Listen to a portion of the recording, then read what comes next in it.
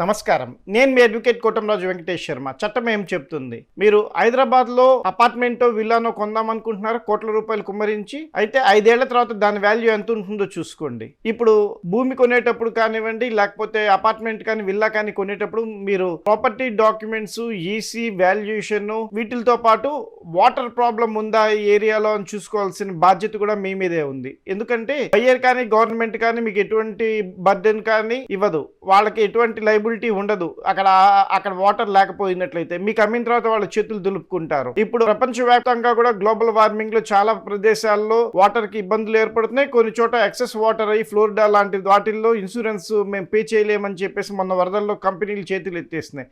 Texas లో చూస్తే క్రాకుల్ dance ఉన్నాయి. అదే ఆరిజోనాలో మనము చూసినట్లయితే కనుక కన్స్ట్రక్షన్ స్టాప్ చేశారు. యుఎస్ఏలో కాలిఫోర్నియాలో చూస్తే లేక్స్ అన్ని డ్రై అయిపోయినాయి. సరే, ఇప్పుడు మరి హైదరాబాద్ పరిస్థితి ఏంటి, విజయవాడ అమరావతి పరిస్థితి ఏంటి, వీటి గురించి కూడా చూద్దాం.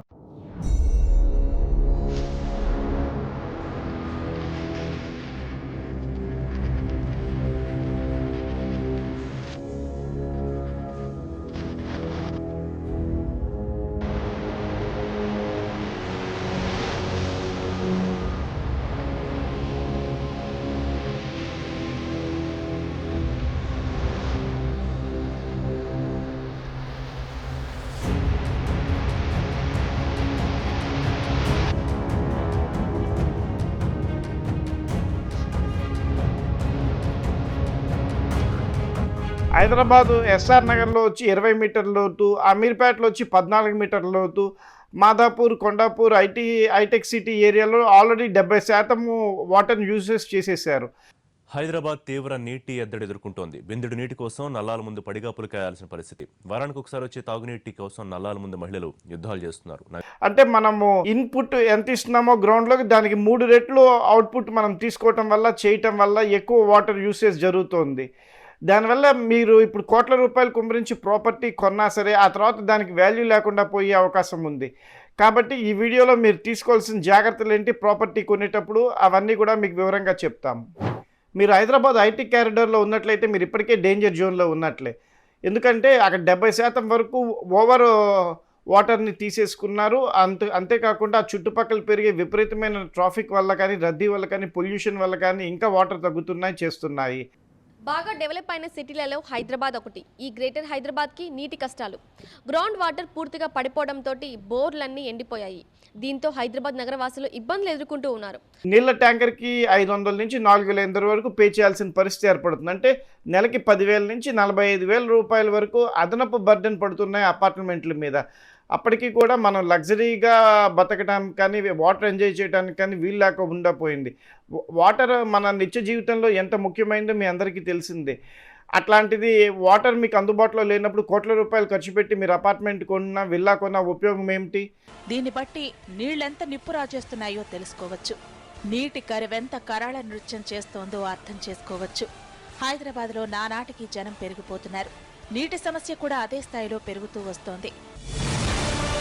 సరే, కొనే ముందు మీరు ఏం జాగ్రత్తలు తీసుకుంటే ఈ ప్రాబ్లం నుంచి బయటపడవచ్చు?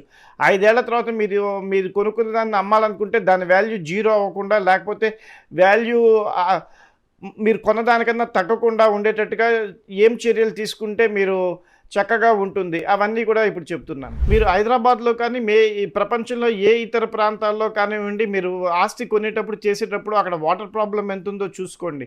ముఖ్యంగా హైదరాబాద్లో అయితే కనుక మీరు కొనే ఏరియాలో మున్సిపాలిటీ వాళ్ళు వాటర్కి రెడ్ ఫ్లాగ్ ఏమైనా పెట్టారా లేదా చూసుకోండి. అంతేకాకుండా అక్కడ గ్రౌండ్ వాటర్ లెవెల్ గత 10 ఏళ్లుగా ఎట్లా ఉందో మీరు జిహెచ్ఎంసీని కానివ్వండి, లేకపోతే సిజిడబ్ల్యూబీని కానివ్వండి, మీరు కనుక్కొని వాటర్ ప్రాబ్లము ఎట్లా ఉందో చూసుకోండి. ఆలస్యంగా వచ్చినా వానలు దంచి కొడతాయనుకుంటే నిరాశే మిగిలింది. ఫలితంగా రిజర్వాయర్లలో నీటి నిల్వలు పడిపోతున్నాయి. పరిస్థితి ఇలాగే కొనసాగితే నెల రోజుల తర్వాత గుక్కెడు నీరు కూడా దొరకదంటున్నారు అధికారులు. అంతేకాకుండా డెన్సిటీ లెవెల్ ఎట్లా ఉంది అక్కడ, అంటే పాపులేషన్ డెన్సిటీ ఏ లెవెల్లో ఉంది ఏమిటనేది కూడా మీరు చెక్ చేసుకోండి. అక్కడ వాటర్ లెవెల్ షేరింగ్ అగ్రిమెంట్స్ ఏమైనా జరిగినాయో మీరు కనుక్కోండి. ఫ్యూచర్లో ఇప్పుడు ఇబ్బంది పడుతున్న వాళ్ళు ఎవరు ఉన్నారా, వాటర్కి ట్యాంకర్స్ ఏదైనా వస్తున్నాయా లేదా, ఎండాకాలంలో ఎట్లా ఉంది వాటర్ పరిస్థితి అనేది కూడా మీరు కొనుక్కునే ముందర చుట్టుపక్కల వాళ్ళని వెరిఫై చేసుకోవాల్సిన పరిస్థితి అయితే ఉంది.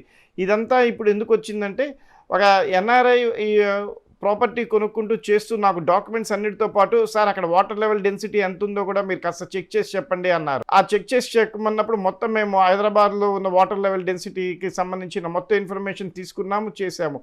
మీకు కూడా ఏదన్నా ఏరియాలో మీకు వాటర్ లెవెల్ డెన్సిటీకి ఏదన్నా ఇన్ఫర్మేషన్ కావాలంటే కనుక మా ఛానల్ సంప్రదించండి. కామెంట్ రూపంలో కానీ మెయిల్ రూపంలో కానీ మీరు అడిగినట్లయితే రాబోయే 5 ఏళ్లలో అక్కడ వాటర్ లెవెల్ ఎంత ఉంది ఏంటి అనేది మీకు చెప్తాము. ఇప్పుడు ప్రాపర్టీ కొనుక్కుండే ముందు మీరు చెక్ లిస్టు ఎట్లా అయితే ఈ డాక్యుమెంట్స్ మిగతా వాటన్నిటికీ చూసుకుంటారో చేస్తారో వాటర్ది కూడా చూసుకోవాల్సిన బాధ్యత మీ మీదే ఉంది. ఎందుకంటే ఎవరైతే ప్రాపర్టీ కొంటున్నారో వాళ్ళే జాగ్రత్త పడాలి. దాన్నే కేవిటార్ ఎంటార్ అంటారు. గవర్నమెంట్ కానీ మీకు అమ్మేవాళ్ళు కానీ తర్వాత లైబిలిటీ ఉండదు. రేరాలో 5 ఏళ్ల పాటు మీకు స్ట్రక్చరల్ డిఫెక్ట్స్ ఏదన్నా వచ్చినా, మేజర్ ప్రాబ్లమ్స్ ఏదన్నా వచ్చినా వాళ్ళ లైబిలిటీనే కానీ వాటర్ ప్రాబ్లంకి లైబిలిటీ అనేది ఎవరు వహించరు, చేయరు. అంతేకాకుండా ప్రాపర్టీ అమ్మిన వాళ్ళు ఇన్సూరెన్స్ కంపెనీలు మీకు ఇంటికి ఇస్తాయే తప్ప వాటర్కి ఇన్సూరెన్స్ ఏమీ ఇవ్వరు. కాబట్టి మీకు వాటర్ ప్రాబ్లంకి ఎటువంటి ఆప్షను లేదు. ఖచ్చితంగా మీకు మీరే వెరిఫై చేసుకొని చెక్ చేసుకొని ప్రాపర్టీలు కొన్నప్పుడే మీ ప్రాపర్టీ సురక్షితంగా ఉంటుంది.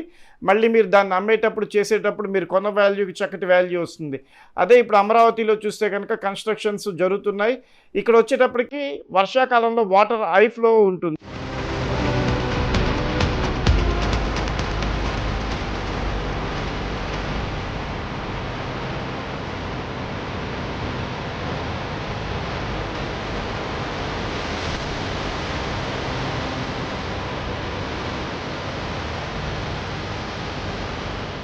మునిగిపోతున్నాయన్నమాట కన్స్ట్రక్షన్ చేసేటప్పుడు, చెందేటప్పుడు.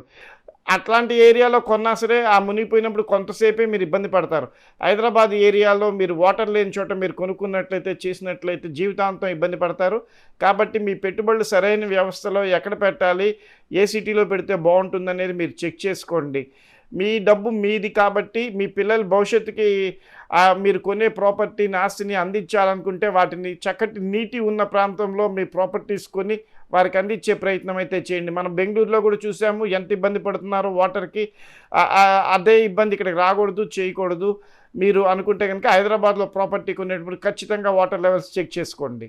జనరల్గా ప్రాపర్టీ వాల్యూని డిసైడ్ చేసే స్క్వేర్ ఫీటు, గజాము అంటారు. కాదు, ఇప్పుడు వాటర్ లెవెల్ని ప్రాపర్టీ వాల్యూ డిసైడ్ చేయబోయే రోజులు రాబోతున్నాయి. అక్కడ వాటర్ లెవెల్ ఎంత బాగుంటే అంత కాస్ట్ పెరిగే అవకాశం ఉంది. కాబట్టి మీరు ప్రాపర్టీ కొనేటప్పుడు గజం వాల్యూ ఎంత ఉంది, గజం ఎంత అమ్ముతున్నారో కాకుండా వాటర్ వాల్యూ కూడా ఎంత ఉందో కూడా చూసుకోవాల్సిన బాధ్యత అయితే మీ మీద ఉంది. కాబట్టి మీ ప్రాపర్టీ కొనుక్కునేటప్పుడు మీకు వాటర్ లెవెల్కి సంబంధించిన హైదరాబాద్లో ఏదన్నా ఇన్ఫర్మేషన్ కావాలంటే మా ఛానల్ అందించడానికి రెడీగా ఉంది. మీ కోటంరాజు వెంకటేష్ శర్మ. జై హింద్.